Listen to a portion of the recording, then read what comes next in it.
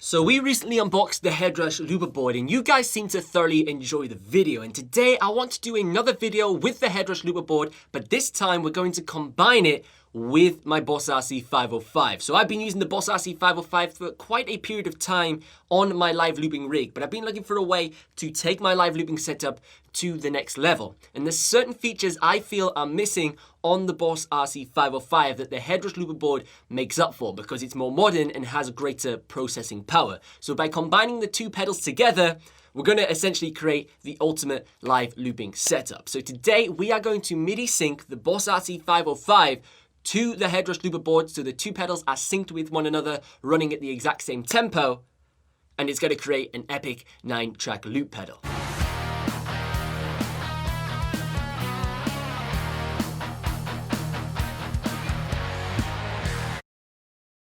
So this right here is my live looping rig, and at the heart of the live looping rig is the Boss RC505, an absolutely brilliant loop station that served me well. Now you can see right now, my live looping rig is a little bit of a building site at the moment. My pedal board is non-existent because I'm trying out the best setup solution to incorporate the HeadRush Looperboard. Now the plan for today's video is to set up the HeadRush Looperboard as the master clock source for the Boss RC505. And the reason why we want to make it as the master clock source is because the onboard clock on the HeadRush Looperboard is absolutely insane. I've tested it out already inside of Ableton Live, and there's hardly any fluctuation across the MIDI cable, which gives us a super stable tempo information, whereas the Boss RC505, there's quite a lot of fluctuation from my testing with the onboard clock. So it's much better to set up that pedal as a MIDI receive device. It'll receive the tempo perfectly fine, but sending clock data, it's a little bit of an issue. So when it comes to inputting the audio to both of the loop stations, I've got a super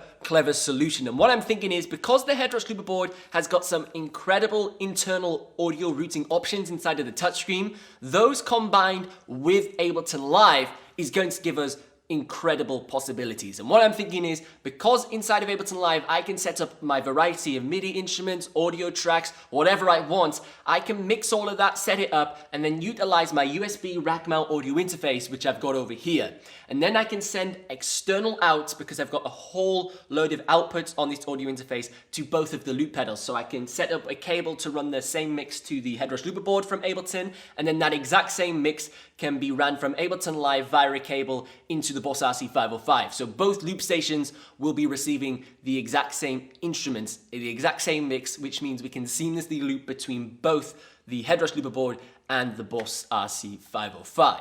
Right, so here we are with my HeadRush Looperboard and my Boss RC505. And what we're going to do is we are going to set up both of the loop pedals to receive the clock data. So the HeadRush Looperboard is going to send the clock data out of the MIDI out, and then that's going to go into the Boss RC505, which is going to receive the clock data via the MIDI in. And what we're going to require in order to transmit this information is a 5-pin MIDI cable. So you've seen this before online. It's just a standard MIDI cable with 5 pins, and this is the cable you need in order to transmit this information. So the MIDI setting on the HeadRush Looperboard that we want to change is inside of the navigation menu over here. So we're going to go to the navigation menu, and we're going to go into the global settings and head down to this tab here called MIDI. Now inside of the MIDI tab, we have a variety of clock options. We have the clock receive and also clock send. So what we're going to do is we're going to turn on the MIDI clock send parameter, and this is going to allow us to transmit MIDI clock data via the MIDI out port. So it's going to go out of the HeadRush Looperboard because we're sending that data. So we'll just simply turn this on. And you also additionally have the option to turn it on if you want to do vice versa and actually set up the HeadRush Looperboard to receive clock information, which I actually do inside of Ableton Live, which you can find that tutorial linked in the video description down below in the HeadRush Looperboard Ultimate Guide. So now that we've set up the HeadRush Looperboard to send the MIDI clock data, we now need to configure our RC505 to receive that clock data correctly. So then both of the devices can communicate with one another and you can start looping. So if we click System Settings and continuously click this to switch through all of the categories, and then when you finally get to the MIDI settings, we will now use the arrow key. So that's a little bit of a shortcut to save you some time. So if you want to scroll over to the right, we want to go down to the MIDI sync option and also the MIDI sync source. So we want to make sure we set the MIDI sync source to MIDI, because I think by default out the box it is usually set to USB. So we want to set this to MIDI, so make sure it's set to MIDI, not USB brackets auto. And then go back to the left and make sure your MIDI sync source is set to auto and it's not set to internal. This now means the Boss RC505 is ready to receive information from our HeadRush Looperboard. So if we were to record a loop on our HeadRush Looperboard, this would then kick off the synchronization between the two pedals. And if we now click tap tempo on our Boss RC505, you can now see it's receiving MIDI. It no longer is using its internal clock, it just says the master tempo is MIDI, which signifies this is now working. So as you can see, when I click record, this light here will jump to synchronize up with our HeadRush Looperboard. So check this out.